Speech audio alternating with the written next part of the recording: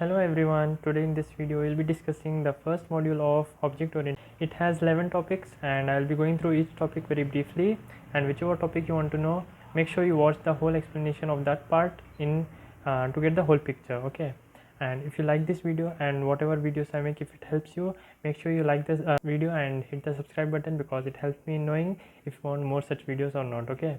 And so without wasting any more time, let's begin the first topic, which is review of structures. Okay, structures, what it is means, see, whenever we want two or more variables to be present in a single entity, we use a structure. Okay, for example, see here in ID card, what we have, the name and the roll number we have in ID card. Okay, so both of that we can combine in a single entity by using a structure. Okay, so this is the syntax, using struct ID, and whatever variable we want we'll mention here, and ending with a closing brace and semicolon. Okay, that's the syntax.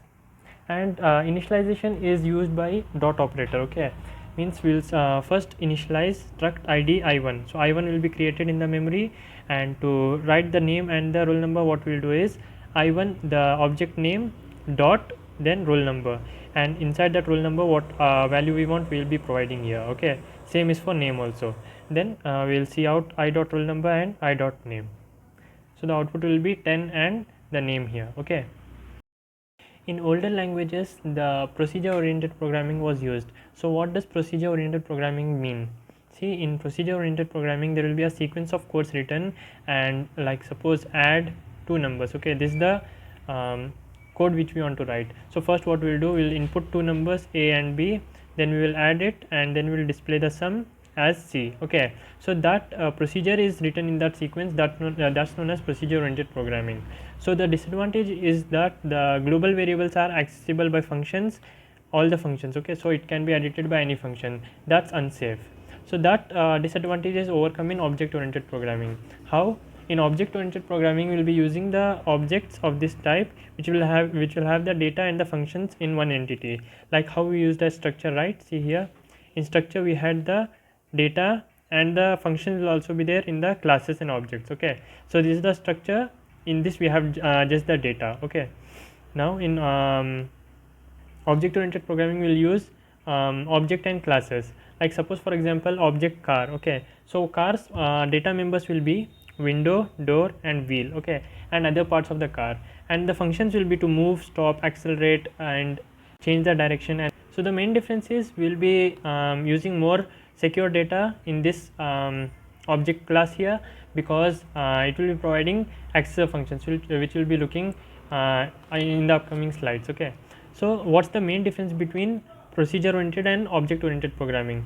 Firstly, the procedure oriented programming will be divided as functions. Means, see, this is the code written for procedure oriented programming, and each will have a small functions. Okay, and in object oriented programming, the whole program will be divided into many objects. Okay, which will be performing the tasks. Okay, and the second difference is the importance is given to the sequence of actions. Okay, like code is written, right? So sequence is more important here, whereas data is more important in object oriented programming, because the data should be secure inside the functions. Okay, that's more important, like data access, data hiding, which will be looking in more detail in the upcoming topics. Okay, so this is an object. Like what's the difference between object and a class? See, this is the object. Okay, car. And what's the class? Class is the blueprint for the car. Means if you draw in a paper how should the car look, it will be having the windows, door and wheel and engine and such things. Okay, so that blueprint is known as a class,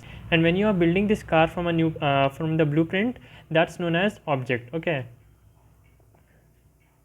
and there are some object oriented programming concepts like data encapsulation, which means wrapping up of data and the functions in a single unit. Like in classes, what we use is data part will be here and the functions part will be here. Like for object car, the object parts will be here, means car parts will be in the data part, and the functions like move and stop, that will be in the function part. Okay, so data encapsulation. And data abstraction, that means it doesn't show the background details. Consider the example of this car where the car moves. Okay, only what is visible is the car is moving, but we don't know what's happening inside the engine. That's hidden from the user. Okay, so that's known as data abstraction. And the third one is inheritance. Means suppose that there is a car here, and this became old, so we want to upgrade this car. While upgrading, we'll add the acceleration function in this car, and in the next upgrade we'll add the change in direction feature. So what's happening is the previous features are being present in this update, but we are adding one more feature also. Okay, so that's inheritance. Polymorphism means using of the same message differently in different context. Okay, like for example, plus sign, 1 plus 1 is 2, but a plus b is ab. Okay, so that's polymorphism. And polymorphism is widely used in function overloading, which we will be looking in the upcoming topics.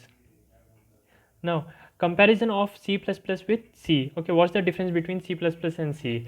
Firstly, the C compiler cannot execute C++ programs, but C++ compiler can execute C programs. The second difference is in C, it's not necessary to include function prototype. What's a function prototype? Before declaring the defining the function, what we will write is we will just write the function name and the arguments used here. Okay, that should be necessarily present in C++. Okay. The third difference is you cannot have default arguments here, and the declaration of the variables must be at the beginning. Okay, you can't declare at the middle part, whereas you can declare here.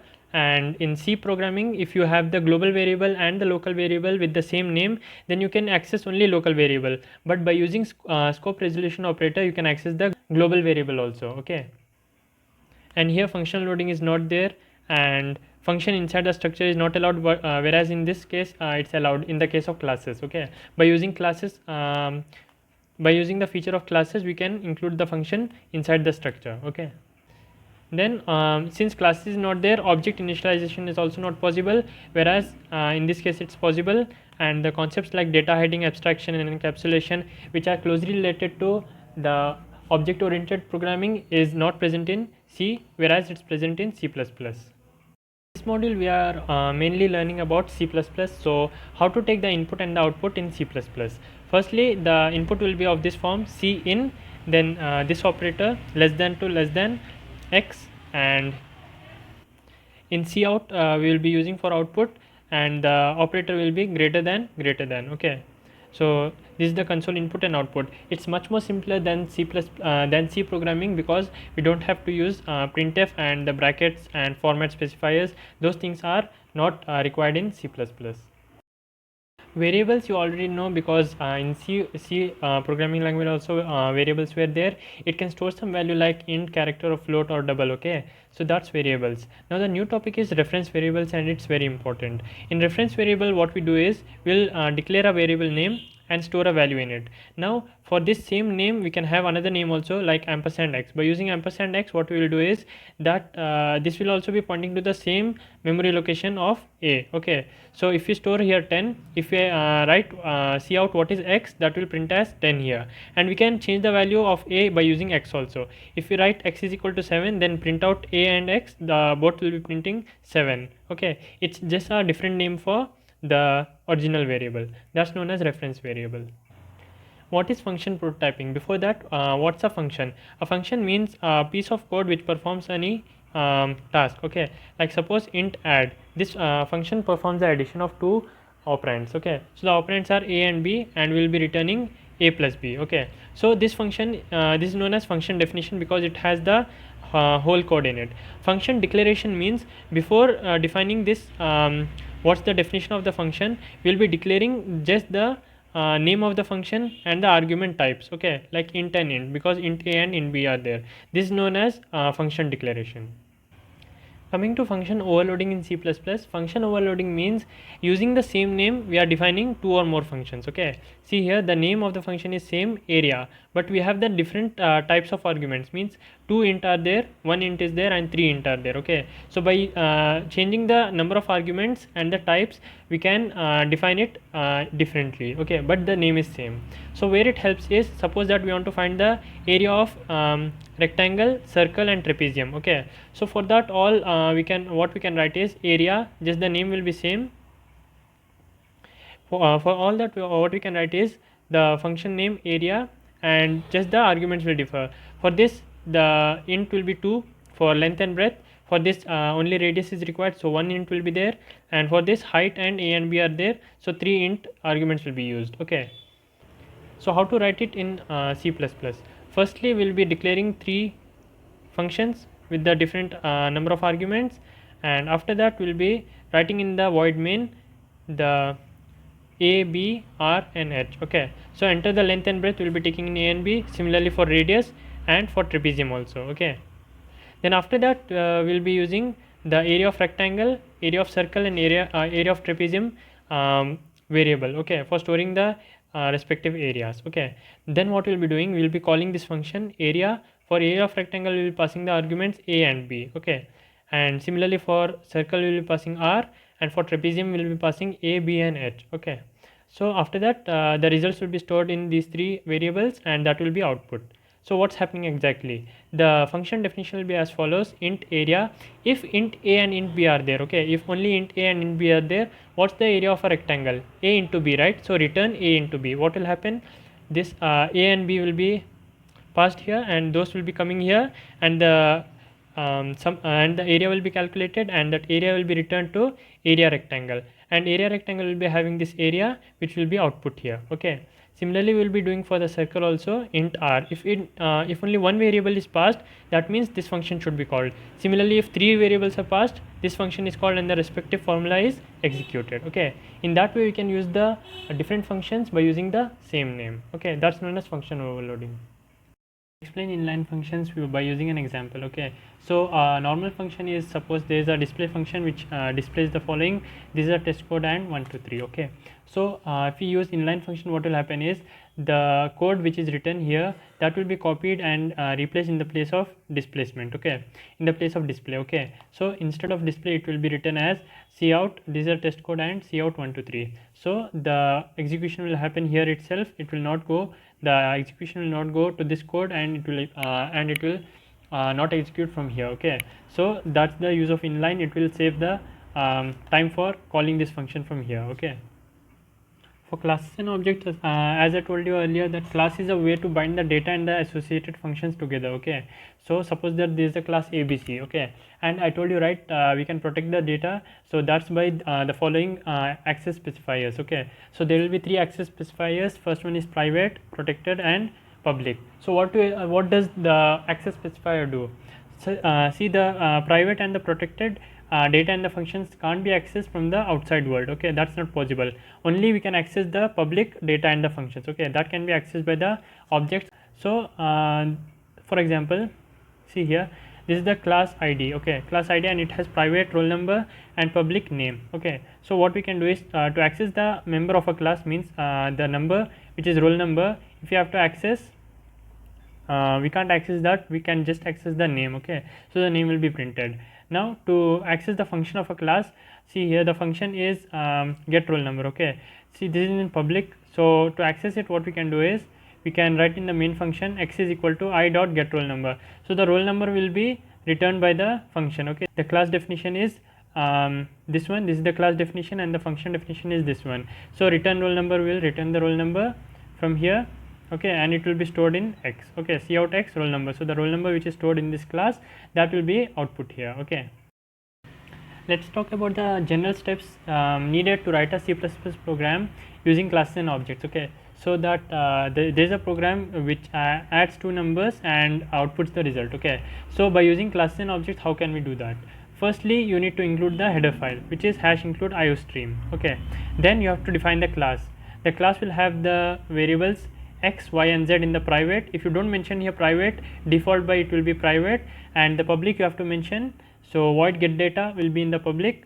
To get the data, enter the 2 numbers. Okay, and the next one is calculate and display. Okay, this definition is outside the class declaration. Outside the class declaration, you will define it, the calculate. So what does calculate do? Z is equal to x plus y, and display will cout the z, which is the sum. Okay, so now we'll be writing the main function. Inside the main function, first we'll create an object of class add. So a will be created. So a will have the following things, which is x, y and z, and the associated functions also. So what we'll be doing is, first we will a dot get data. We'll write a dot get data. What does that do? It will call this function get data.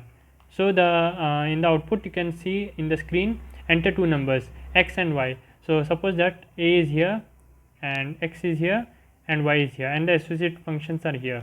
So when you call get data function by using a dot get data, at that time enter two numbers will be shown and you will enter x and y values that will be stored in x and y respectively. After that, what you have to do, a dot calculate. What does calculate do? X and y values we got right, so calculate will calculate the z value by using x plus y, which will be stored in z. Then since we got the z value, we will display the result. A dot display will call this function which is display, that will see out z. So the result which we got here, that will be displayed. For example, it will show enter two numbers. If you enter a as 5 and b as 6, z will be calculated as 5 plus 6 by using calculate function, and then display function will display the final result. Coming to private and public members, what does a private keyword do? It will just not allow the access of the variable from outside world, means the other objects. Okay, only the functions of the same class can access. See, int get roll number is the function of the same class, this can access the roll number. Okay, other functions can't access. And set roll number means roll number is equal to I. If you want to set any roll number by using the outside object, what we can do is we can call this function. This is in public. See here, what we can do to access the value and set the value of roll number, which is private, what we can do is inside the public we have the functions defined as get roll number and set roll number. To get roll number, we can call this function to get the roll number, and to set the roll number we can pass this argument here int I, that will initialize roll number as I. Okay, so inside the int main what we will do, student A we will create. So in then what will happen, A will be created, this is the class student, A is this object. Okay, in this object we will have the roll number here. Okay, roll number, and the associated functions will be created in the memory. Now we have to initialize roll number. We can't directly do, see, if we directly try to do a dot roll number is equal to 1, we can't access because it's a private, and see out a dot roll number also we can't do. So what we can do is a dot set roll number we will call and pass the value as 1 here. So what will happen, set roll number will be called and int I, which we passed here as 1, so roll number will be initialized as 1, and now we can see out the roll number. A dot get roll number will be called. What does a dot get roll number will do? Inside this function a dot get roll number will have the return roll number. So roll number is 1, so 1 will be returned here, and that will be output. Okay, so in output you will see as 1. A similar example I have written for public also. In public you need not worry about the values to access, because you can freely access the values directly. Okay, so to access the value of roll number and the name, what we can do is we can create the student A and initialize a dot roll number as 1. Okay, so by using dot operator we are accessing the value of roll number as 1, so 1 will be stored here. Similarly we will store the name also, and to output the value also we can write directly a dot name and b dot name. Since it's in the public, we can directly do that by using the dot operator. In case if it's private, we have to define two functions for get roll number and set roll number under the public, and then by using these two functions we can do the same operation as we did here. Okay, to understand scope resolution operator, first you need to know that we can declare the variables, two variables of the same name in different areas. See, this is the global scope, this can be available to the whole program, and this is just available between this opening and closing braces. Okay, so if we initialize this as 10 and this as 7, if we output the value, what will be the output? Firstly, if we normally output like value of x is cout x, then this will be output. If you use the scope resolution operator, which is double colon, okay, if you use this operator, at that time this value will be called. Okay, x is 7, that will be printed. So in this first case we have output the value of the global x, which is 7, and the second case we have output the value of local x, which is 10. So the output will be first 7 then 10. Okay, and the scope resolution operator can be used in function definition also. Suppose that this is the class box which is between this closing opening and closing braces, and we have three data members and one function. Okay, this is the function. Now data members are in public and the function is here, but this function is not defined, right? We have just declared the function. So to define the function, what we will do is we will write the return type of this function, which is int, that we will be writing here. Then we have to write the class name. Okay, see here, observe carefully. First return type of the function, then the class name, then the scope resolution operator. After that the function name we have to write, and we have to specify what are these int values. Okay, first one is length, then breadth, then height. After that we will open the braces and write the required code. Okay. So scope resolution operator has two functions. First one is for global access and second is for function definition. All right. Coming to this pointer means the pointer which points to the same object. Okay. For example, see here, start from int main, we have test object. Okay. What is test object? Test is a class. Inside the class, see, the object will be created as this. Okay, object, and we have here int x and the public set x and print. Okay. Now this is the object we have, and what we need to do is we have to set the value of x. So what we will be writing here, first we will be calling the function s and passing some value here in the int. See here, we are initializing x as 20 and we are calling object dot set x. Okay. So 20 will be passed here. After 20 gets passed here, that will go to this function, and in this function we have this arrow x is equal to x. X is 20 here, so this arrow x will become means this x. Okay, this arrow x is pointing to this one, that will become 20. Okay, we had passed here 20, so that will come and store in this area. So inside the memory it will be here, x will be equal to 20 and the associated functions will be here. Okay, so this pointer can initialize the values in this form. And member functions and member data is the last topic, and in this topic we have 7 subtopics. Okay, so let's see one by one. First one is default values for the formal arguments. So see, this is the class, and inside the class we have int x, int y and int z. Okay, so suppose that we just pass the value of a1 as 10 and 15. Okay, so 10 will come to x and 15 will come to y. What will be the value of z here? We can initialize before only, like it's 0 here, so that will be used as 0. So return x plus y plus z, which is 10 plus 15 plus 0, which is 25. So the 25 will be the output in the first case. In the second case we have passed 10, 15 and 25.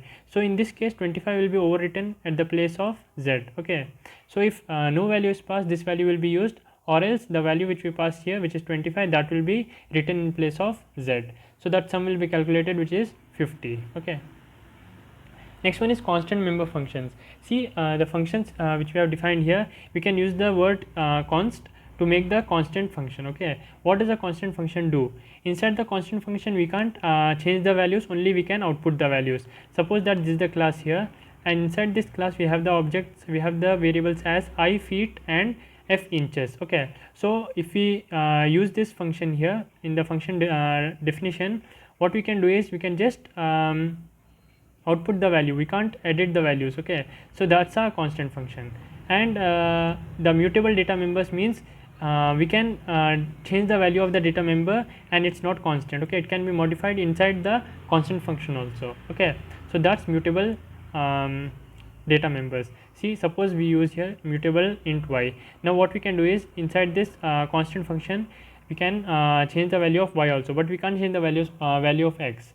We can't change the value of x because x is not mutable. Okay, friend class and friend functions are very important topics. So what does a friend function do? If you use the keyword friend before any function, what does a function do?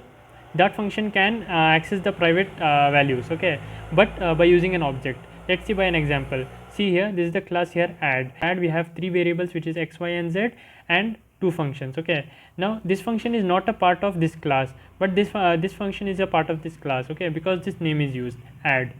Now this is the normal function, but friend is used. So by using friend, what we can do is we can pass the object of this class, and by using this object we can access these values. Okay, so int calculate add p. So the definition is here, int calculate add p. P will be passed, p is the object of class add, and p dot x and p dot y can be accessed. If you don't use friend here, this code will be invalid because we can't access the private values. This is private. Okay, but since we used friend, it can access the private values. Now what's a friend class? A friend class means if we use the keyword friend before any class, see here, class rectangle, then class square. Inside class square we initialize a variable which is friend class rectangle. That means what we are doing is we are giving the class rectangle the access for the private data members. Okay, So if the class rectangle is having length, breadth, and get area and void shape, at that time we can access the value of a also, square a dot side. See here, a dot side, inside the class square, side is under private. Okay, see, it's a private variable, but since we used friend class rectangle, inside the class rectangle function we can access the value. A dot side can be accessed, and a dot side for the breadth also can be accessed. Okay, that's valid. If you had not used friend class rectangle, then class rectangle is not allowed to access the values of private data members. Okay, what's a static data member? I'll give you an example of a school. Okay, in school every student is studying in the same school, and the school name will be same for all in the ID cards. Okay, for each student there will be ID card, right? So in that ID card the school name will be the same. Okay, so the school name can be taken as static data member because it's same for all. Okay, so similarly we have one more function here which explains in more detail. So consider this class A. Okay, it has the data members int p here and static int q. Okay, q is static. Okay, so this is common for all the objects, and we have the functions here.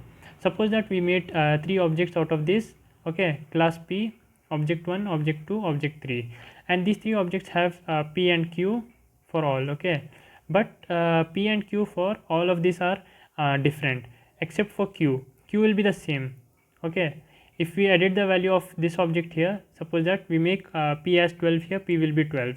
If you make p as 13 here, p will be 13 for this case. If you make p as 14, p will be 14 for this case. But if we edit the q value here as 10, then this will be 10, this will also become 10, and this also will become 10. If you edit the value from here, q as 7, these 3 values will be edited together. Okay, so q will be the same thing which is shared among the 3 classes. Okay, now what's a static function? Okay, static function means the function which uses the static data members only. Okay, so void print, it's static because it's just using the value of the data member which is count in this whole function. Okay, coming to objects and functions, see, as we had passed the variables also, so suppose that this is the object, we had passed the values like x and y, right?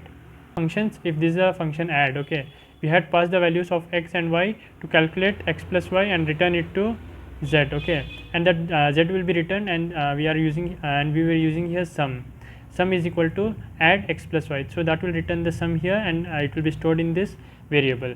But similarly, as we can pass the variables also, we can pass the objects also. So suppose, for example, this is the class here which is adding 2 complex numbers. So for that we will create a class complex which is having the data members which is real and imaginary part. Now the functions will be read data to get the real and imaginary part of the number, and to add data which is real is equal to comp1 dot real plus comp2 dot real. Suppose that there are 2 complex numbers which is a plus ib and x plus iy. So this is the comp1, okay, c1 and c2. Okay, so this is comp1 and comp2, and c1 dot real is a will be here plus comp2 dot real. What is comp2 dot real? X. So if you are adding c1 and c2, first we will add a and x together, so that will be stored in real part. And in imaginary part, comp1 dot image means b1, and comp2 dot image which means y. So b plus y will be done here, and it will be stored in imaginary part. Now for display, what we will do, sum is equal to real plus I into imaginary. So the sum which we calculated here, comp1 plus comp2 of real part, that is a plus x, that's real part, plus I into b plus y. Okay, that's the imaginary part. So in this function, what we are doing is we are passing the objects here, complex comp1 and complex comp2. So the whole object is being passed in the function. That's known as the object passing of functions. Okay, and this is the int main which will be using for initializing the variables and calculating the results. Okay.